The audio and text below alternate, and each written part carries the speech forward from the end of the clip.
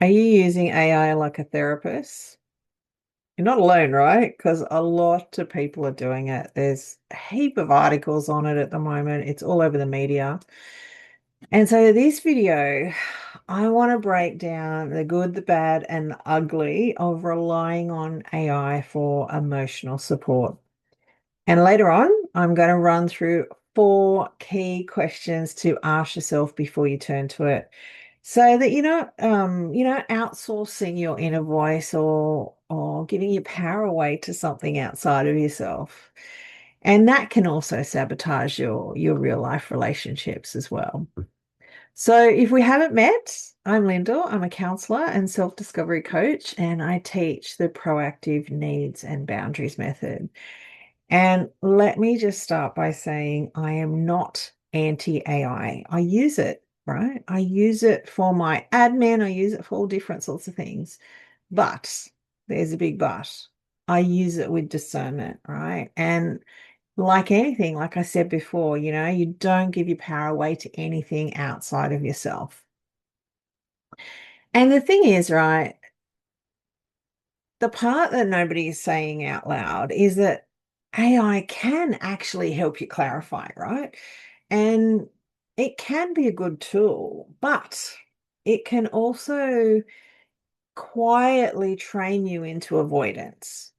And avoidance can show up later, as like resentment or shutdown or that explosion of emotions that feels like it came out of nowhere. So let's dive in, yeah, and let's start with being honest about why it's happening and why people are defaulting to AI, to have their emotional needs met. Well, let's start with the basics. It's available.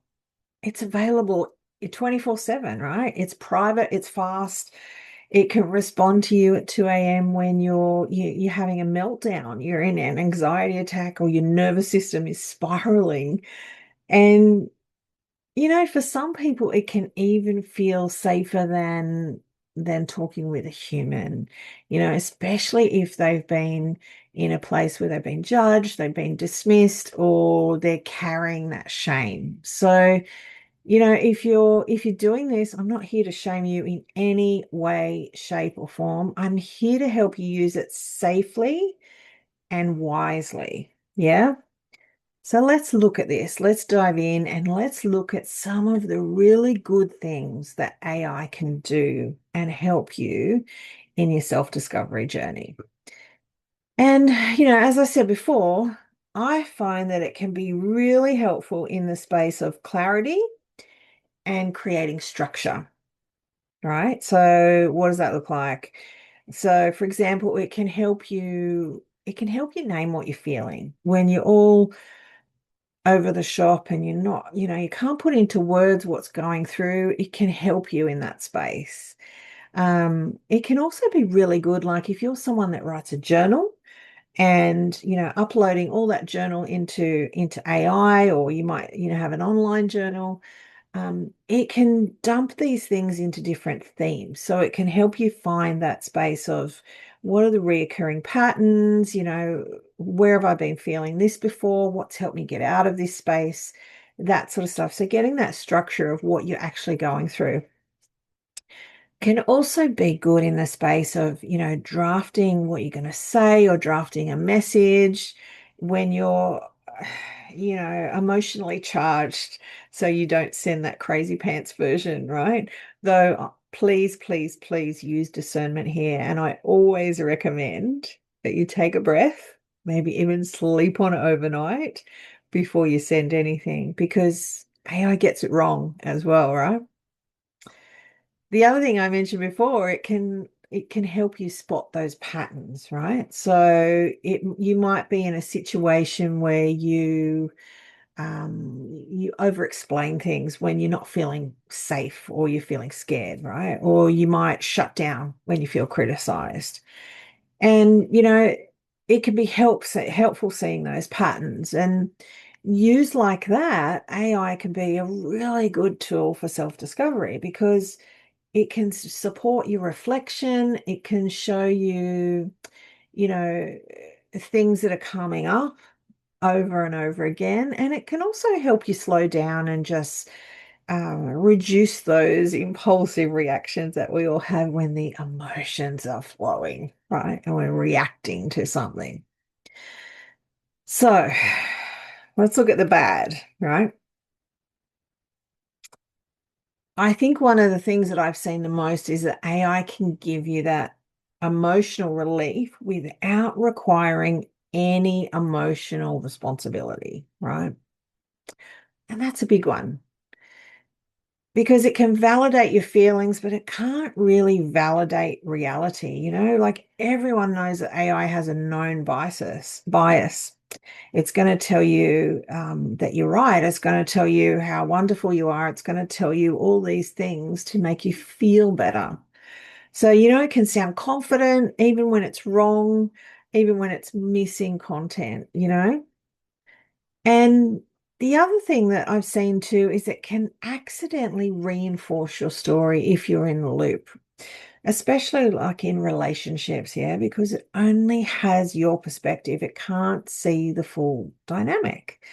And this is where people get into trouble because they feel soothed by it, they feel validated by it. So they stop there and then they never do the human step. And, when they don't ask the question of their partner, they don't clarify the need, they don't check what is the the truth around the situation rather than their assumptions and their expectations, then they're not doing that repair work in the connection. So the issue stays in the background and then usually it explodes later on. And this is kind of where boundaries go sideways, right? Because when you don't speak early in this space, you end up speaking late from this place of pure frustration because this is happening again, this is happening again, this is happening again, and I'm about to snap. And what happens is it comes out as this massive reaction, and everyone just thinks, what's going on? Like they're losing their shit, and it's come from nowhere, but it hasn't. It's just, it's been building up, and you haven't said anything about it. And so, what I do in my work is that boundaries are signals, they're information, they're not walls. And these early signals can help you stay connected to yourself and communicate before things get volatile, right? Because late reactions are what happens when your signals are ignored or they're minimized, or sometimes even you weren't even clear on what you needed in the first place. So, AI can be useful for helping you clarify those signals and the needs, even as well, right? But it can't replace the real world step of communicating it and working through that with someone else, right? The human part, the human part. Now, let's get to the ugly, the good, the bad, and this is the ugly, right? Let's be realistic here. AI is not regulated like a mental health service. It's not a clinician. It doesn't have a duty of care. Okay. So what does that mean? If someone is in high risk state, if they've got trauma, overwhelm, suicidal thinking, paranoia, psychosis, disassociation, all of these complex traumas that they're going through, AI is not the support system to rely on, right? And there is also a massive dependency risk. Because if AI becomes the place that you go to every time that you feel discomfort, it can slowly, slowly, slowly reduce your tolerance for uncertainty and also reduce your ability to self-soothe, right? To process your own emotions and reach out to real humans. So you become disconnected. And that's not what we're trying to do as part of self-discovery, right? That becomes more in the emotional outsourcing space. So yeah, there we go. Good, bad, and ugly. Now, I promised you at the front that at the start that we would go through 4 questions before you go to AI for emotional support. So let's jump into those and, give it a try. Next time you go there, Ask yourself these four questions. So you ready? Okay. Number one, am I using this to clarify or to avoid a conversation that I need to have? Okay, very important. Are you using it to clarify or is it an avoidance tactic for you? Two, is this increasing my self-responsibility or giving me false certainty? Yeah. Am I, is it telling me what I need to know? Am I being responsible in this space? Am I giving my power away to AI? Yeah. Question three, what emotional need am I trying to meet right now? This is a critical one, right? You might be going on to AI because you're wanting that comfort, you're wanting reassurance, or you could even be wanting, some sort of validation or certainty, or even guidance or connection even, right? There's so many different reasons that people go on to AI for that emotional reassurance. So um ask yourself, what emotional need am I trying to meet right now? And the final question, okay, what is the human action that I still need to take after this? Right? Is there a boundary that I have to have a conversation about? Is there a request or a need that I have to have a conversation about? Do I need to ask for support? Is there a decision that I have to make? Right? So we're trying not to use AI as a bypass or a form of avoidance. And I'll tell you what I mean from that. Let me give you an example of how that can quite easily play out in that space.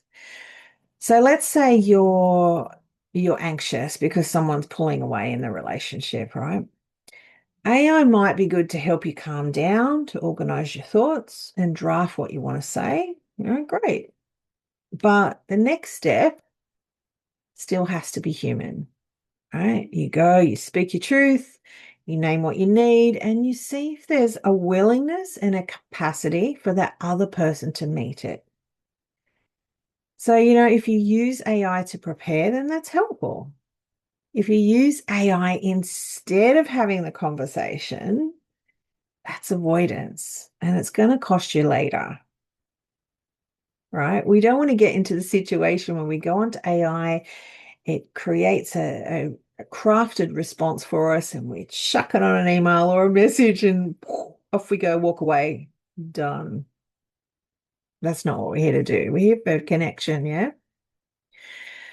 Now, I want to say, just to clarify again, if you're not safe, if you're in a high risk emotional state, please reach out to a human service. In Australia, you can call Lifeline. It's 131114, or if it's an emergency, call 000. And you know what? If you want those four questions as a printable, just comment filter and I'll post it.